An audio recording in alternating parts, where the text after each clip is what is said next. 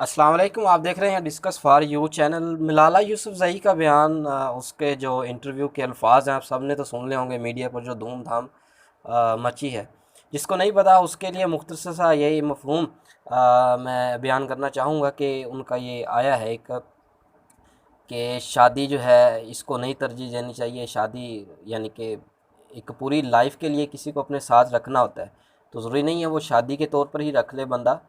वैसे ही पार्टनरशिप के तौर पर रख ले उसे, तो शायद उसे शादी का इल्म नहीं है, शादी का नॉलेज नहीं है, और शादी का जो दर्जा है हमारे दीन इस्लाम में इसका उसको इल्म ही नहीं है। और पार्टनरशिप का उसको शायद ज़्यादा इल्म है। और पार्टनरशिप जो है दीनी लिहाज में शरई तौर पर बिल्कुल एक तबाह करने वाला काम है नस्लों को। ठीक है, हमें इससे क्या सबक मिलता है और हमें क्या करना चाहिए। एक्सफोर्ड दुनिया की बहुत बड़ी यूनिवर्सिटी में एक दीनी घराने से ताल्लुक़ रखने वाली एक लड़की और ख़वातीन की नुमाइंदगी करने वाली एक लड़की ये बयान दे रही है, तो हमारे लिए इसमें क्या है। जस्ट वीडियोस पर हम अपने वो कमेंट्स दें, उसको गालियाँ दें, ख़ुद भी हमने कुछ करना है, सोचना है उसके बयान पर।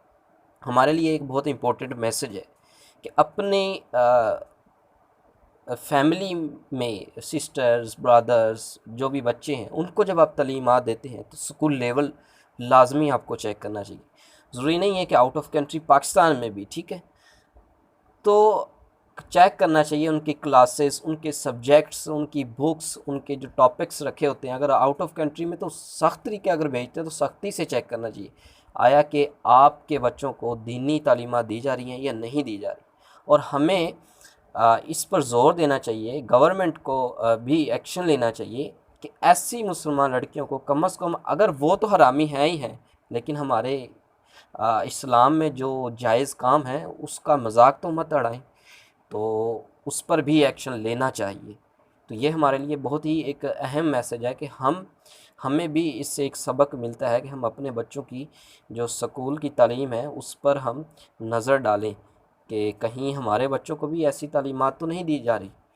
अपना ख्याल रखिएगा। और ये वीडियो अगर आपको अच्छी लगी है तो आपकी बड़ी मेहरबानी होगी, चैनल को सब्सक्राइब करके घंटी को बटन को दबा दें। अल्लाह हाफिज़।